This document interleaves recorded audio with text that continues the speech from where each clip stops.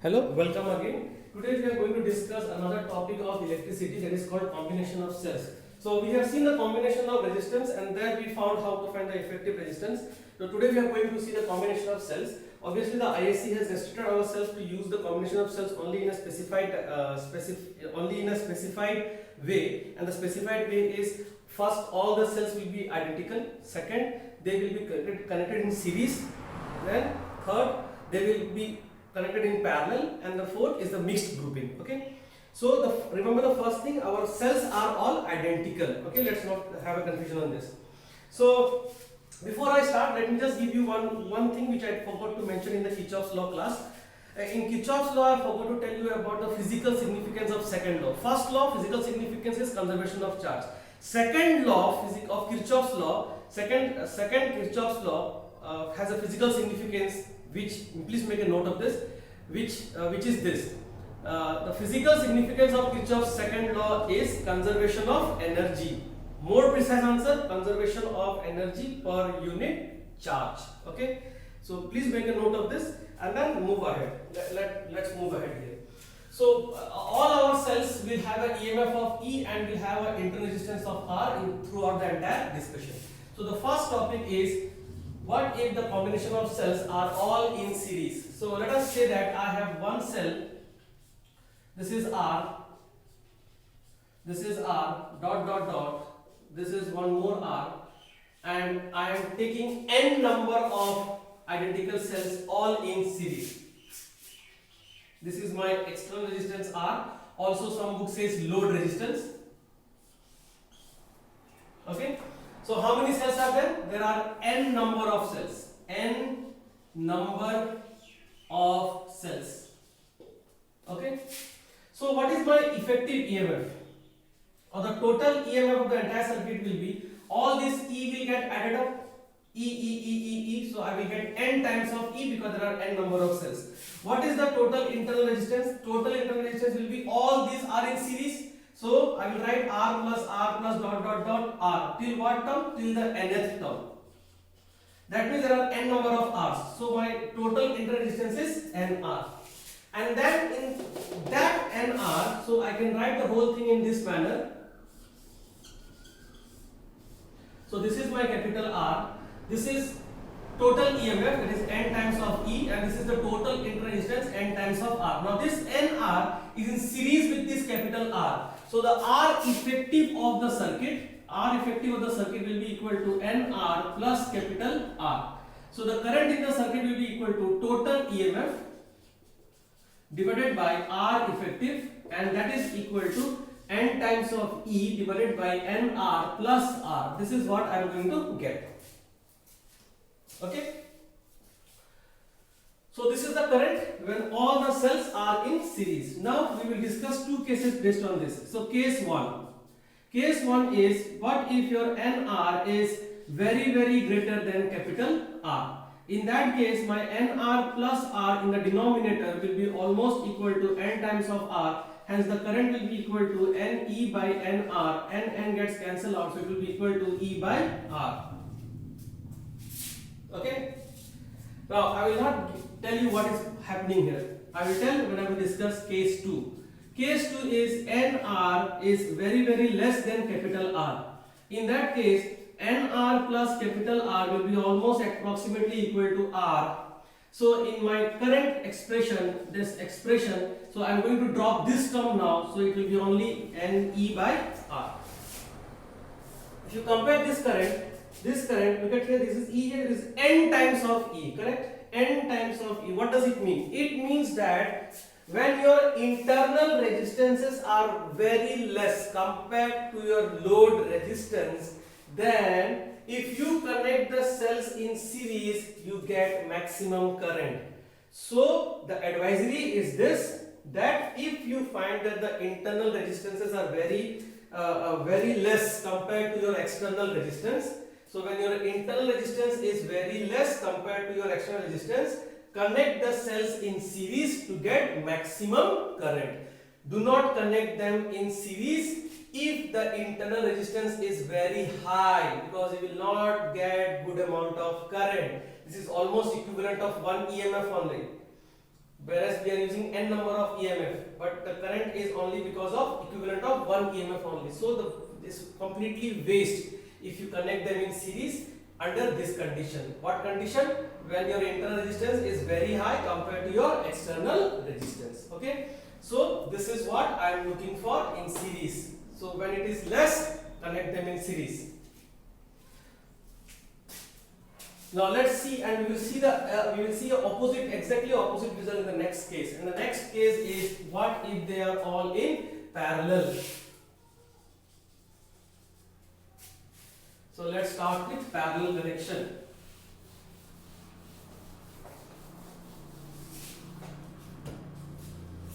In parallel connection, let us say that this is EMF, this is my internal resistance R, this is EMF, internal resistance R, and how many of them are there? There are n number of rows, n number of rows.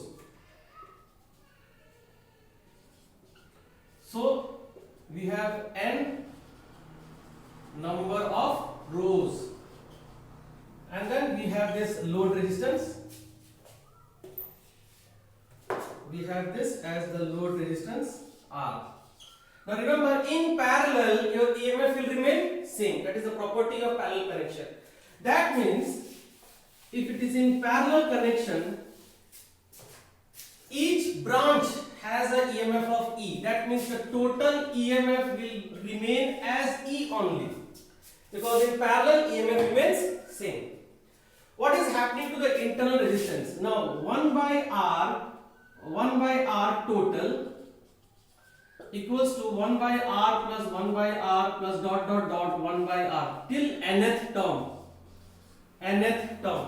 1 by R plus 1 by R plus 1 by R till nth term. So this will give you what? This will give you n by R as 1 by R total. This implies R total will be equal to R divided by n. So my equivalent circuit will look like this, as 1 EMF with internal resistance total equals to R by n, and then you have my external resistance R. Now this total is equal to R by n is in series with this R. So what is my R effective? My R effective will be equal to R plus R by n. So what is my current? Current will be equal to EMF, which is E only, divided by total or effective. That is equal to EMF divided by R effective. R effective is R plus R by n, and that is equal to NE divided by NR plus R. Okay? Okay? And now we will discuss two cases over here.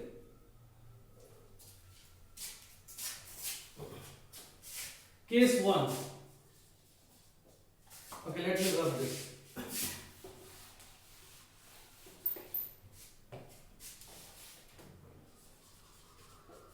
Case 1. What if your R is very less than n times of R? So under this condition, my R plus NR will be almost equal to n times of R. So my current E will be equal to NE divided by NR. So this is get cancelled out, so I will get E by R. Okay, so let's not make any conclusion. Let's go for case number 2. So in case number 2, what we will have? We will have R very greater than NR. In that case, R plus NR will be almost equal to R, and hence my current I will be equal to NE divided by R. So what we will get? We will get n times of E. Can you see here what we are getting now? We are getting n times of E. What does it mean? It means that my current has become quite large now, because it is n times of E. And when that is happening? That is happening when your R is very greater than NR. What does it mean?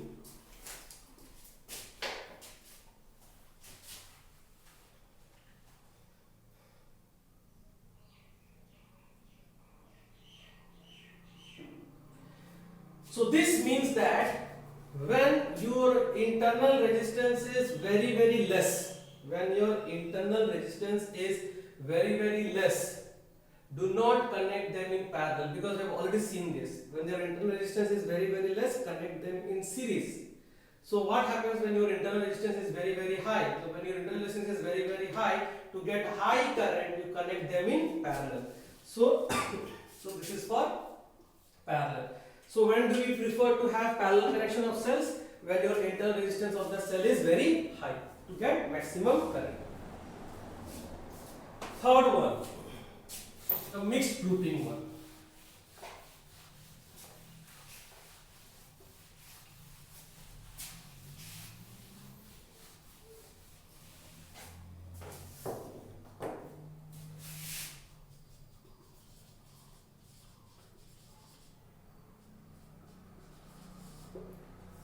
What happens in a mixed grouping?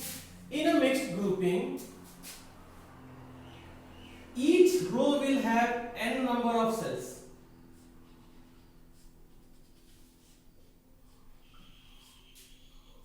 So each row will have n number of cells. Okay? And how many total number of rows we will have?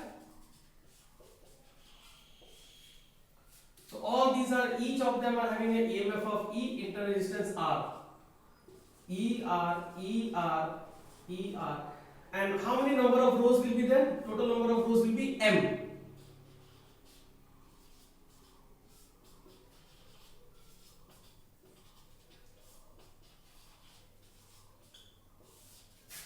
So there are M number of rows. M number of rows. And then here I have my external resistance, capital R. Okay?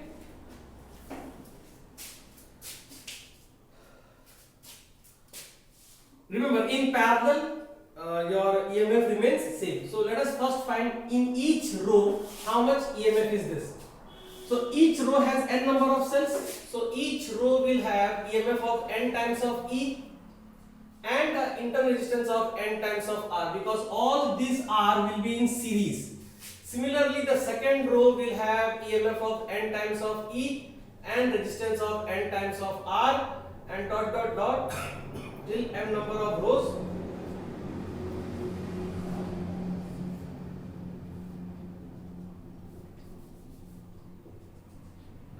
And this is your capital R. Okay? So one thing we got, that is the total EMF is equal to n times of E, because in parallel your EMF remains same. Now you have this NR till mth term NR. So what is the R effective total? R effective total will be equal to 1 by NR plus 1 by NR plus dot dot dot 1 by NR. Till which term? Till the mth term. So that means this will become M by NR as 1 by R total. So R total will be equal to NR by M. So my whole equation or the whole entire circuit will look like this, with one effective resistance as NR by M, and then this is my load resistance, capital R. Now this and this will be in series. So the R effective of the series, if this entire connection will be NR by M plus capital R. Okay? And that will give you a current. So we are in a position to find the current. So let's find the current. So current I will be equal to E total divided by R effective. So E total is n times of E. R effective is NR by M plus R. That is equal to MNE divided by NR plus MR. This is my I.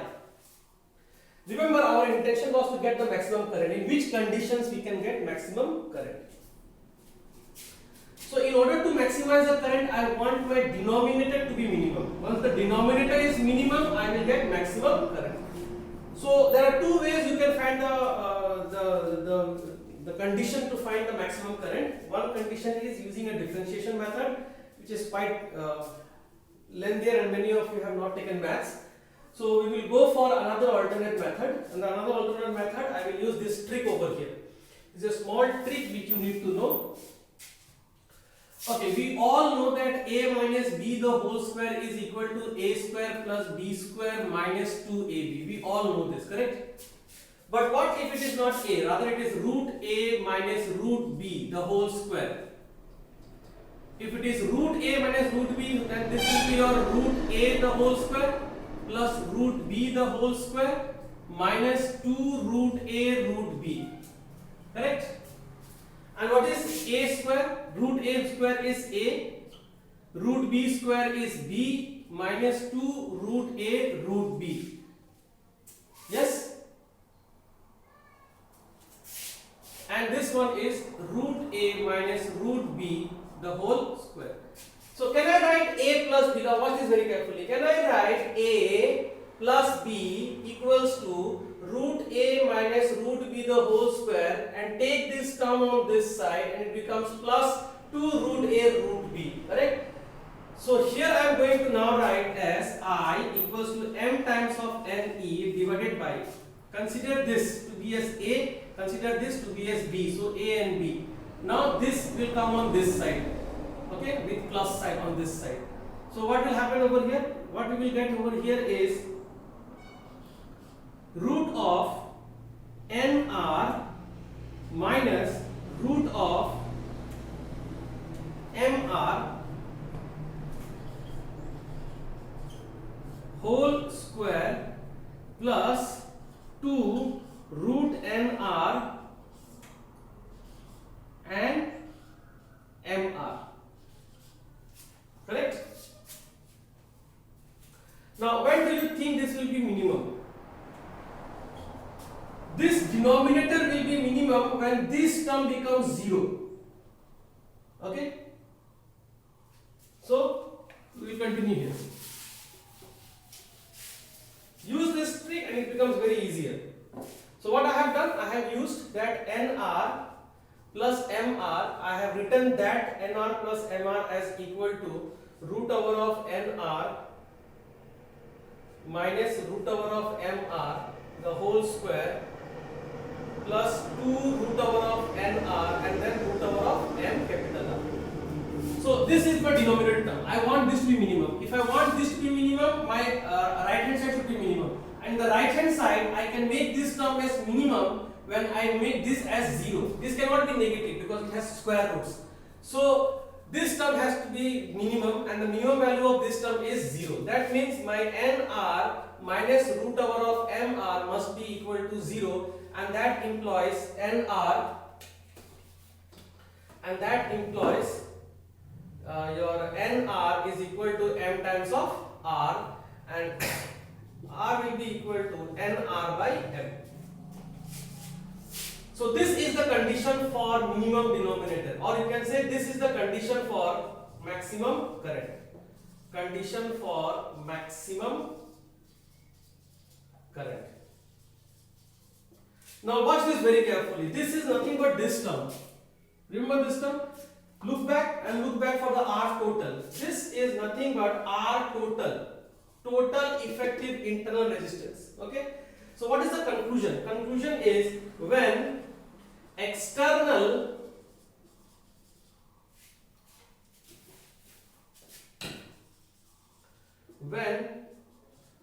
total internal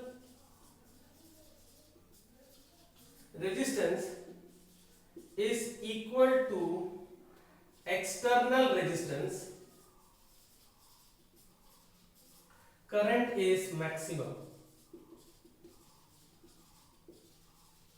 This is also known as maximum power dissipation theorem. Maximum power dissipation theorem. Okay? So, and this is very important, it comes for 1 marks. Okay, what is the condition for maximum power dissipation or maximum current? Answer is when your total internal resistance is equal to external resistance. Don't write in the other way. Don't write external resistance is equal to internal resistance. Our variable is internal resistance over here. So when internal resistance, I am optimizing my internal resistance. So my internal resistance becomes equals to the external resistance, my current is maximum. Okay, and it is called maximum power dissipation theorem. So when if your R is equal to R total, how much will be the maximum current? So we will use this over here. So I max will be equal to NE divided by, now my external resistance is equal to internal resistance. This is my total. So I can write this as 2R. So this is the maximum current I can get in mixed grouping if R total becomes equals to R. Okay. You better write like this so that we will go with the statement. R total is equal to R. Okay. When your total internal resistance is equal to external resistance. Okay. So this is the mixed grouping. I will just briefly summarize what we have done. In when they are in series connection, when internal resistance is less, it is preferred to connect them in series to get maximum current. When your internal resistance is very high, it is preferred to connect them in parallel. And in mixed grouping, if you want to attain maximum current, remember the condition, your net internal total must be equal to external resistance to get maximum current. So this is the summary of today's class. Thank you for watching and stay updated.